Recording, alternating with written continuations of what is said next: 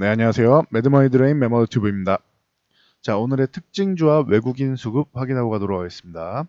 오늘 특이사항으로는 SK하이닉스의 실적 발표와 셀트리온 헬스케어의 블록딜 이슈가 있겠죠. 이 부분 확인하고 가겠습니다. 그 전에 수급 동향 확인하면 거래소는 외국인만 매수하고 있다. 그리고 코스닥 외국인 기관 양매도, 외국인이 오랜만에 좀 큰 규모의 매도가 나오고 있네요. 최근에 연속적으로 매수가 들어오고 있었죠. 비중 조절이 좀 나오고 있습니다. 공매도일 수도 있겠죠.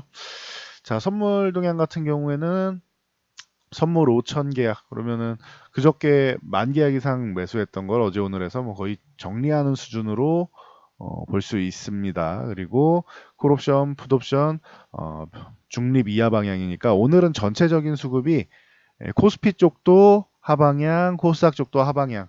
그래서 지수가 약세를 보이는 게 당연한 건데 코스피가 생각보다 강하다. 외국인이 매수는 들어오고 있다 보니까 생각보다 강하다 정도로 보시면 될 것 같습니다. 수급 동향 대비해서 코스피는 강합니다. 그 이유 중 하나가 요 SK 하이닉스죠.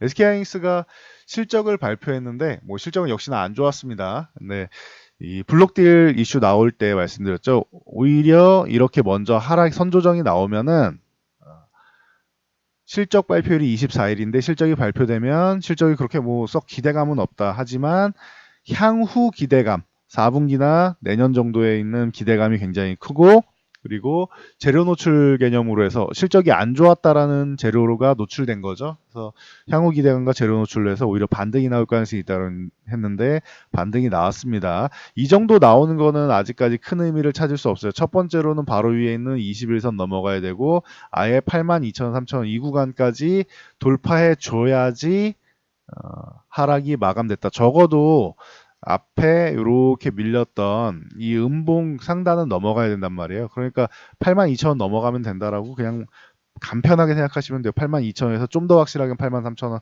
넘어가야 된다. 이렇게 보시면 됩니다. 자, 다음 코스모신 소재나 이 전기차 관련주들이 한번 급등이 다시 한번 나오고 있습니다. 그래서 코스모신 소재가 굉장히 강세가 나왔는데 9,000원에서 저항받고 있죠. 이유는 테슬라가 어닝 서프라이즈를 발표하면서 이제 최근에 계속 ESSO 화제니 아니면은 현재 성장성이 좀 둔화되느니 여러 가지 얘기가 나오면서 조금 힘들게 가고 있는 전기차 같은 경우는 가파른 상승세라고 안 했죠.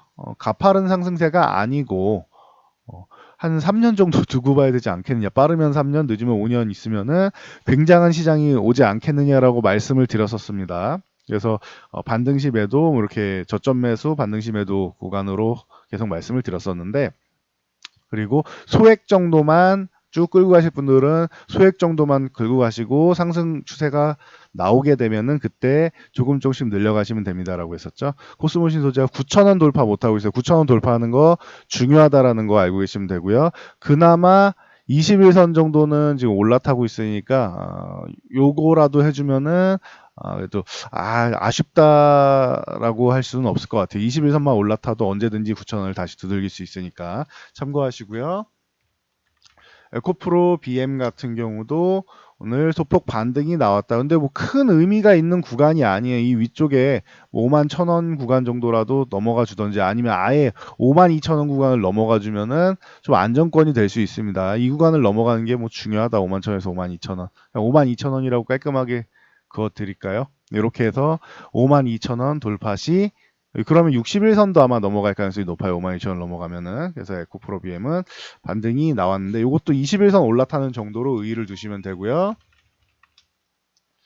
자, 신흥 SEC 같은 경우도 오늘 반등이 나왔는데 기존의 이 양봉을 넘어가는 신흥 SEC는 조금 다르죠. 기존 양봉이 하나 나왔었으니까. 대신 거래량이 좀 약한 게 약간 아쉽다.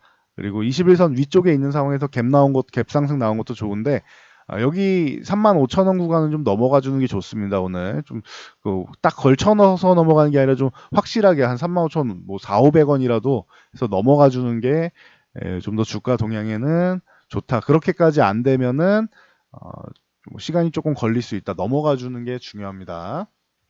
LNF도 마찬가지 오늘 상승이 나오고 있는데 21선 올라타는 정도의 의의를 두시면 됩니다. 똑같습니다. 얘는 24,000원 아직 두들기지도 못했죠. 그래서 21선 넘어가는 정도에만 의의를 둔다. 이렇게 보시면 되고요. 두산솔루스 뭐 대단한 것 같습니다. 상한가 어제도 이렇게 상한가 가면서 어제 그제 말씀드리면서 이제는 따라 붙을 수는 없고 또 점상이고 하니까 따라 붙기는 어렵죠. 만약에 이제 보유하신 분들 축하드리고 매도 구간입니다라고 했는데 장중에 만약에 그 점 상한가를 가도 상한가가 1회 그리고 중간에 또 두 번째 풀리잖아요. 그러면은 요거는 이제 분할 매도를 실현하시면 됩니다. 그리고 상한가에 못 들어가는 날도 분할 매도를 실현하시면 된다. 참고하시면 될 것 같고요. 자, CU 메디칼. 오늘 상한가에 들어갔는데 중국 제휴사인 이제 커츠식 로봇 유한공사랑 공동으로 중국 시장에 복강경 수술 로봇 제품을 2021년부터 판매할 방침이라고 밝혔습니다. 그래서 상한가에 들어갔는데 요 저항 구간 싹 다 돌파한 거 아주 좋은 것 같습니다. 그래서 CU 메디칼 같은 경우는 이제 상승하다가 이제 정체될 때 매도하시면 되겠죠. 추격 매수하는 건 아닙니다. 그리고 드림 시큐리티 같은 경우도 아마존 기대감으로 올라왔습니다. 뭐 위쪽으로 좀 더 강세를 보여주면 좋을 텐데 약간 아쉽다라는 생각은 들지만 어찌됐건 241선까지 그러니까 한 3,500원 정도까지는 기본적으로 올라타주는 게 좋을 것 같고요. 아마존에서 이제 비트코인 결제를 미국에서 이제 가능하게 한다. 서비스 할 수 있다라고 말씀이라네. 말하고 있죠. 그러면서 미국에서부터 글로벌로 확장해 나가겠다라고 하면서 이제 드림 시큐리티가 기존의 보안 플랫폼 서비스 안면 인증 쪽으로 해서 협의 진행 중이죠. 그러다 보니까 영향을 받고 있습니다. 코미팜 같은 경우도 이제 드디어 이제 임상 이상을 돌입했습니다. 교모세포종이죠. 팍스원 치료제로 해서 이슈가 나왔는데 생각보다 약하네요. 이게 한 17,000원에서 17,500원 요 구간만 넘어가 줘도 한 17,500원만 넘어가 줘도 추가적인 강세가 나올 수 있는데 생각보다 조금 약하네요. 그래서 오늘 같은 경우에는 뭐 지지선으로 보면 한 13,000원 구간 정도는 유지를 해야 되고 이제는 13,000원 이탈하지 않는 게 좋습니다. 60에서 20에서 다 들고 있으니까. 그래서 조금 길게 보실 분들이야 뭐 들고 할 수 있겠고 만약에 오늘 좀 아쉽다 하시는 분들은 종가에 한 14,500원 정도 뭐 안착 못하면은 정리하는 것도 방법일 수 있을 것 같습니다. 참고하시고요. 자, PCL. PCL 같은 경우 3자 배정 유상자로 해서 100억 규모의 투자를 유치했다 해서 급등이 나오고 있습니다. 241선은 위쪽으로 유지해줘야 된다 그러면은 8,600원 위쪽 8,600 한 50원 정도는 유지해 줘야겠죠. 그 이상 넘어가면은 아주 좋겠습니다. 더 올라갈수록 좋다. 자, 그리고 SK가스 SK가스 같은 경우도 이제 SK디스커버리가 이제 최대 주주죠. SK디스커버리가 이제 자회사 지분에 대한 추가 확보. 그래서 총 발행 주식의 10%를 매입하고요. 공개 매수입니다. 그래서 이제 평단가는 이제 8,790원. 8,000이래. 87,900원. 죄송합니다. 단위를 계속 잘못 부르네요.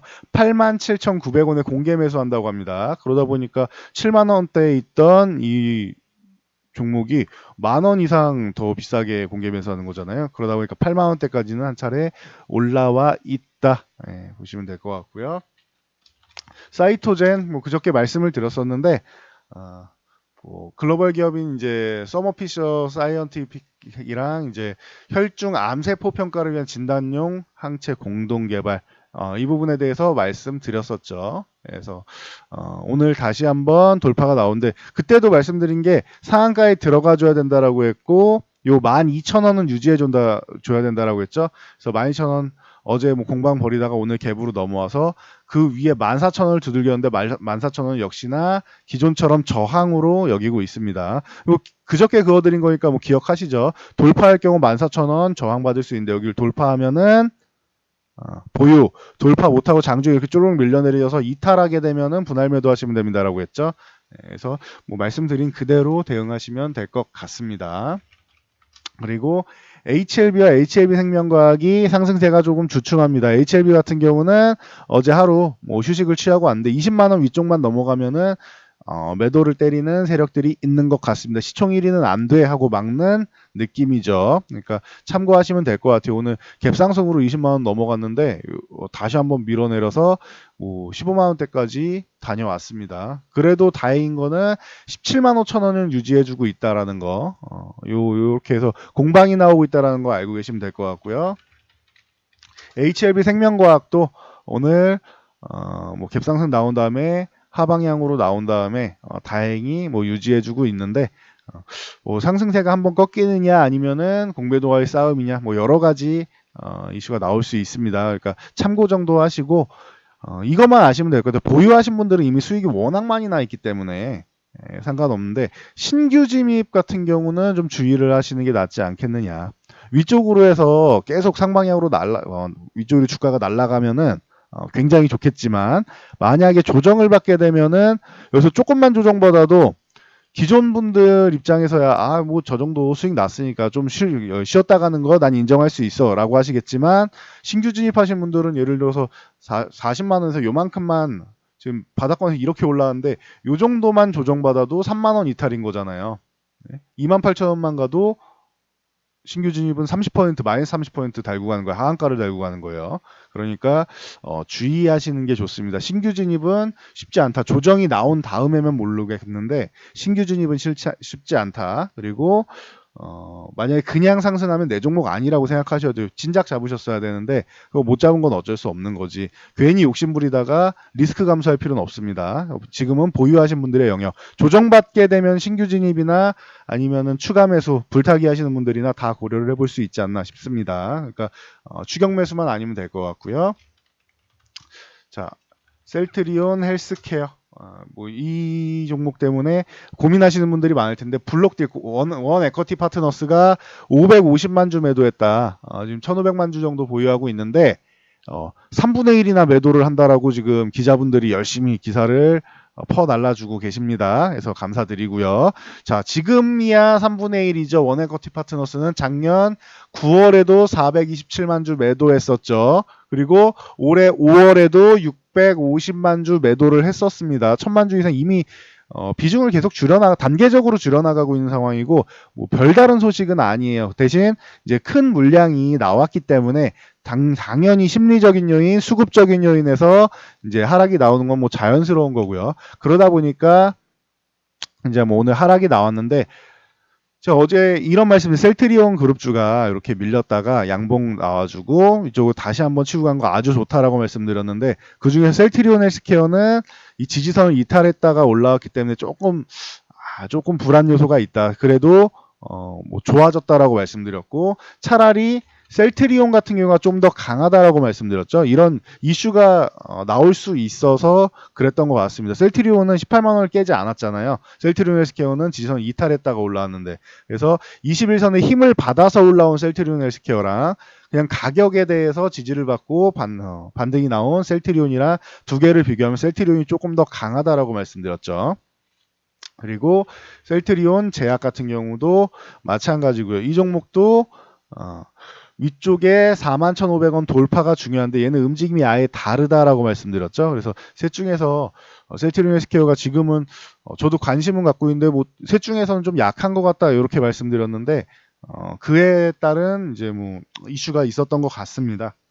그래서 그냥 받아들이시면 되고요. 저게 지금 하락한 구간이 지지선 이탈해서 장대연봉으로 이런 식으로 쭉 장대연봉으로 이렇게 해서 쭉 밀렸다라고 하면은 이렇게 해서 뭐 5만 원까지 밀렸다 이러면은 큰 문제가 될 수 있어요. 꼬리라도 달아야 되는데 장대연봉으로 끝났다 거래량 실렸다 이러면 문제가 될 수 있어요. 단기간에 회복되기 어려운 구간일 수도 있겠다. 다시 한번 저항을 돌파해야 된다라고 할 수 있는데 그나마 다행인 건 지금 기존 지지선 구간 있죠. 이 54,000원 부근 구간을 지켜주고 있는 거는 정말 다행인 것 같습니다. 이거는 그래서 그 장 마감까지 잘 보시면 될 것 같고요.